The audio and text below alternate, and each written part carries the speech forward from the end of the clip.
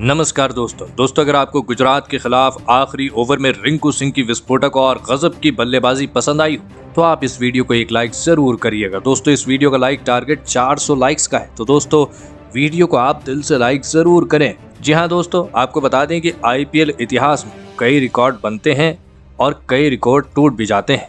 कई मुकाबले आखिरी गेंद तक जाते हैं जिसे देखना सभी के नसीब में नहीं होता। लेकिन IPL 2023 के 13वें मुकाबले में जो घटा उसने पूरे क्रिकेट जगत को हिला कर रख दिया। जी हाँ दोस्तों, एक रोंगटे खड़े कर देने वाले महामुकाबले में रिंकू सिंह ने आखिरी ओवर में 5 छक्के लगाते हुए कोलकाता की टीम को हारे हुए मुकाबले में जीत दिला दी।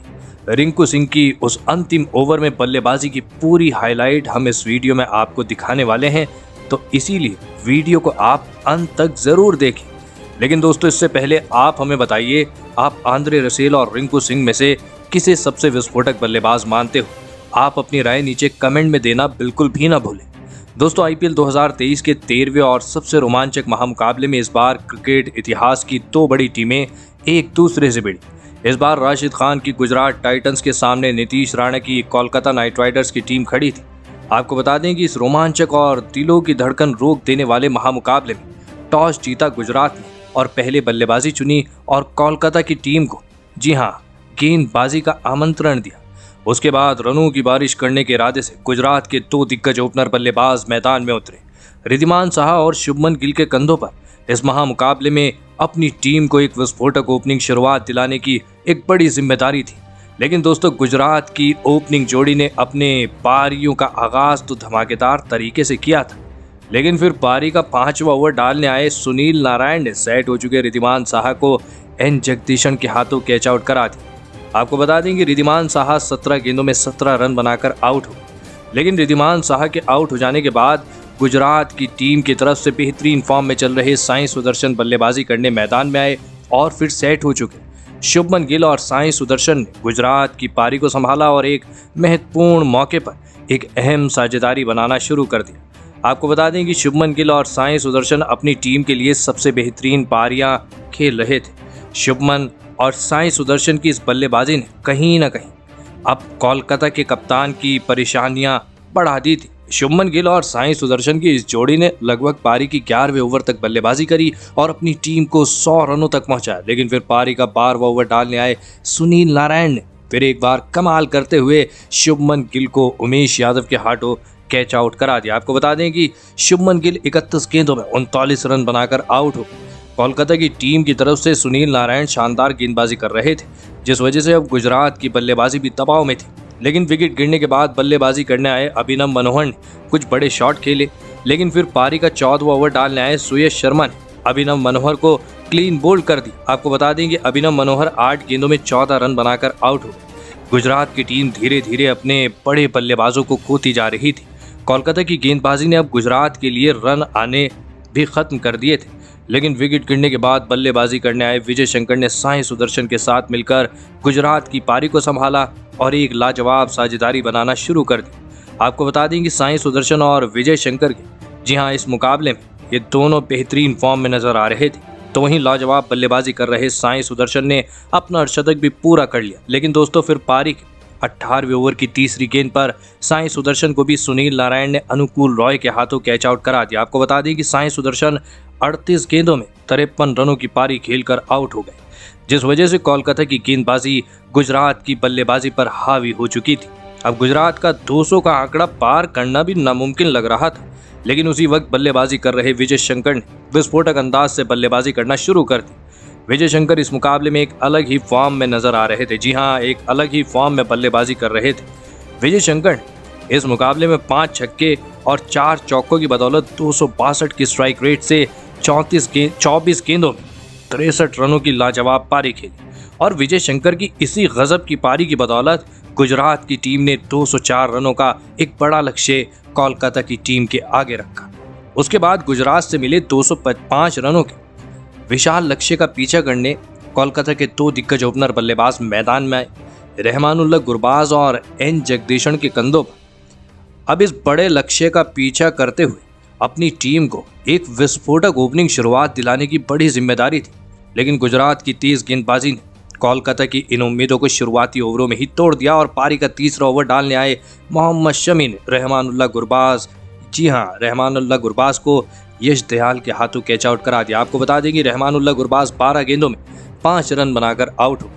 आपको बता दें कि रहमानुल्लाह गुरबाज के आउट हो जाने के बाद कोलकाता की टीम की तरफ से वेंकटेश अय्यर बल्लेबाजी करने मैदान में आए, लेकिन उनके साथी खिलाड़ी और कोलकाता के दूसरे ओपनर बल्लेबाज एन जगदीशन को इसी बीच जोशुआ लिटिल ने, जी हां, अभिनव मनोहर के हाथों कैच आउट करा दिया। आपको बता दें कि एन जगदीशन 8 गेंदों में 6 रन बनाकर आउट हो गए। इतने बड़े लक्ष्य का पीछा करते हुए कोलकाता की टीम ने अपने दोनों ही ओपनर बल्लेबाजों को लगातार खो दिया था, जिस वजह से दबाव कोलकाता की टीम के ऊपर साफ दिख रहा था। लेकिन दोस्तों, अब विकेट गिरने के बाद कोलकाता के कप्तान नीतीश राणा मैदान में उतरे और फिर यहां से वेंकटेश अय्यर और नीतीश राणा ने कोलकाता की पारी को संभाला और एक मजबूत साझेदारी बनाना शुरू कर दी। वेंकटेश अय्यर जो खराब फॉर्म से जूझ रहे थे, वो कोलकाता की टीम के लिए इस मुकाबले में चमके और लाजवाब बल्लेबाजी करते थे। वहीं उनके साथ ही खिलाड़ी और कप्तान नीतीश राणा भी बेहतरीन फॉर्म में नजर आ रहे थे। वेंकटेश अय्यर और नीतीश राणा की ये साझेदारी अब धीरे धीरे कोलकाता की टीम को दबाव से बाहर निकाल रही थी, तो वहीं गुजरात की परेशानियां बढ़ने लगी थी और फिर इसी बीच लाजवाब बल्लेबाजी कर रहे वेंकटेश अय्यर ने अपना अर्धशतक भी पूरा कर लिया। आपको बता दें कि वेंकटेश अय्यर इस मुकाबले में लगभग 207 की स्ट्राइक रेट से बल्लेबाजी कर रहे थे और फिर इसी के चलते इन दोनों ने अपनी अर्धशतकीय साझेदारी भी पूरी कर ली। दोनों की इस लाजवाब बल्लेबाजी की वजह से अब दबाव पूरी तरह गुजरात की टीम पर आ चुका था। देखते ही देखते इन दोनों ने कोलकाता की टीम के मुकाबले में, जी हां, इस मुकाबले में कोलकाता की टीम की वापसी कराई।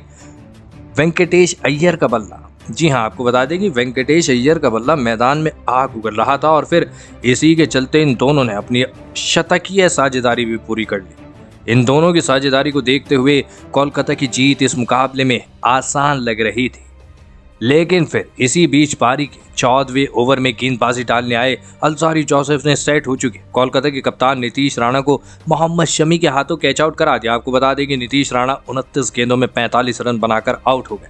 नीतीश राणा का विकेट, जी हां, कोलकाता की टीम के लिए एक बड़े झटके जैसा था। जी हां दोस्तों, आपको बता दें कि वेंकटेश अय्यर की बल्लेबाजी पर दबाव बढ़ने लगा था, लेकिन विकेट गिरने के बाद बेहतरीन फॉर्म में चल रहे रिंकू सिंह मैदान में आए। लेकिन दोस्तों, दूसरे छोर से वेंकटेश अय्यर रुकने का नाम नहीं ले रहे थे।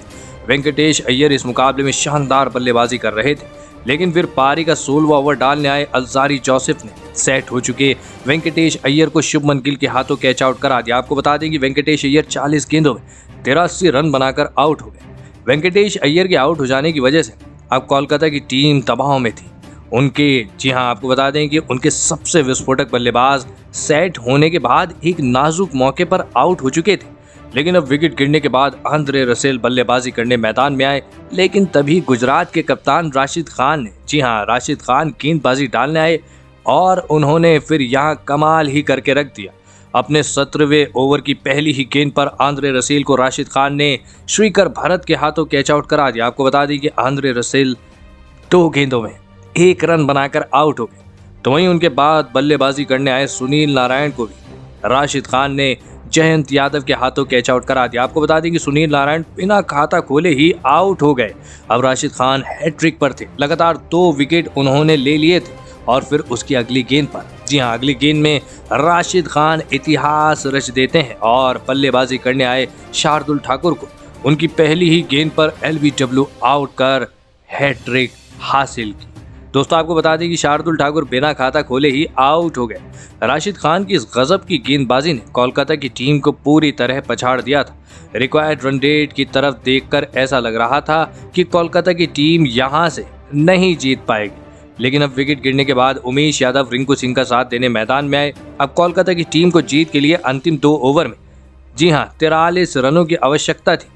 सभी को लग रहा था कि यहां से कोलकाता की टीम नहीं जीत पाएगी। आपको बता दें कि कोलकाता के फैंस ने तो यहां से ये मुकाबला देखना ही छोड़ दिया था, लेकिन उन्हें आगे आने वाले तूफान का कोई अंदेशा नहीं था। जी हां, आपको बता दें कि दोस्तों, और उस तूफान का नाम था रिंकू सिंह। जी हां, आपको बता दें कि दोस्तों, पारी का 19वां ओवर डालने आए जोशुआ लिटिल की पहली 4 गेंदों पर रिंकू सिंह कोई बड़ा शॉट नहीं खेल सके, लेकिन इस ओवर के आखिरी 2 गेंदों पर रिंकू सिंह ने 1 चौका और 1 छक्का लगा दिया, जिस वजह से अब कोलकाता की टीम को 6 गेंदों में जीत के लिए 29 रनों की आवश्यकता थी। मुकाबला अब लगभग खत्म हो चुका था क्योंकि कोलकाता की टीम को जीत के लिए इस अंतिम ओवर में लगातार 5 छक्के लगाने थे और स्ट्राइक पर उमेश यादव खड़े थे। लेकिन उमेश यादव ने ये अंतिम ओवर डालने आए यश दयाल की पहली गेंद पर 1 रन लेकर रिंकू सिंह को स्ट्राइक पर लाया। लेकिन दोस्तों अब 1 या 2 रनों से ये मुकाबला नहीं जीता जा सकता था। लेकिन दोस्तों आपको बता दें कि कोलकाता को जीत के लिए 5 छक्कों की आवश्यकता थी और ऐसा होना पूरी तरह नामुमकिन ही लग रहा था। लेकिन इस ओवर की दूसरी गेंद पर स्ट्राइक पर आए रिंकू सिंह ने एक लाजवाब छक्का लगा दिया, जिस वजह से अब कोलकाता की टीम को जीत के लिए 4 गेंदों में 22 रनों की आवश्यकता थी। अभी भी कोलकाता की टीम बहुत ही पीछे थी, लेकिन स्ट्राइक पर खड़े रिंकू सिंह ने अभी तक हार नहीं मानी थी और रिंकू सिंह ने उसकी अगली ही गेंद पर छक्का लगा दिया। दोस्तों विरोधी कप्तान राशिद खान के पसीने ही छूट गए इस छक्के को देखकर। अब कोलकाता की टीम को जीत के लिए 3 गेंदों में 16 रनों की आवश्यकता थी। इस मुकाबले के रोमांच ने सभी के दिलों की धड़कनें बढ़ा दी थी और फिर स्ट्राइक पर खड़े रिंकू सिंह ने फिर ओवर की चौथी गेंद पर उस पर भी छक्का लगा दिया। जी हाँ दोस्तों, रिंकू सिंह इस मुकाबले में अपने बल्ले से आग उगल रहे थे। गेंदबाज यश दयाल अब पूरी तरह दबाव में थे। गुजरात के कप्तान लगातार उनसे बात कर रहे थे, लेकिन रिंकू सिंह कहां मानने वालों में से थे। जी हां, रिंकू सिंह ने छक्का लगा दिया और जिस वजह से अब कोलकाता की टीम को जीत के लिए 2 गेंदों में 10 रनों की जरूरत थी। मुकाबला रोमांच की हर एक सीमा पार कर चुका था। जी हाँ दोस्तों, रोमांच जो है वो पूरे चरम सीमा पर चढ़ा हुआ था। आपको बता दें कि कोलकाता की टीम के लिए सबसे बड़े हीरो बन चुके थे रिंकू सिंह और फिर रिंकू सिंह ने इस अंतिम ओवर की 5वीं गेंद पर भी छक्का लगा दिया और फिर पूरा मैदान रिंकू सिंह के नाम से गूंज उठा क्योंकि रिंकू सिंह की इस बल्लेबाजी ने सबका दिल जीत लिया था। अब कोलकाता को जीत के लिए आखिरी गेंद पर 4 रन की आवश्यकता थी। रिंकू सिंह की बल्लेबाजी देखकर ऐसा लग रहा था कि यह मुकाबला कमजोर दिल वालों के लिए नहीं था और फिर रिंकू सिंह ने इस मुकाबले की आखिरी गेंद पर भी छक्का लगा दिया और इस ओवर में 5 लगातार छक्के लगाते हुए इस रोंगटे खड़े कर देने वाले महामुकाबले में जी हां गुजरात की टीम को 3 विकेट से मात दे दी। दोस्तों कोलकाता की टीम जो इस मुकाबले में पूरी तरह हार चुकी थी, उस टीम को अकेले रिंकू सिंह ने हार के मुंह से बाहर निकाला। जी हाँ दोस्तों, रिंकू सिंह ने इस मुकाबले में 21 गेंदों में 48 रन बनाए, जिसमें उन्होंने 6 छक्के लगाए और उसमें से 5 छक्के तो उन्होंने आखिरी ओवर के अंतिम 5 गेंदों पर लगाए और कोलकाता की टीम को जिताने में सबसे बड़ी भूमिका निभाई। तो दोस्तों आप रिंकू सिंह और आंद्रे रसेल में से किसे सबसे विस्फोटक बल्लेबाज मानते हो? आप अपनी राय नीचे कमेंट में देना बिल्कुल भी ना भूलें। धन्यवाद।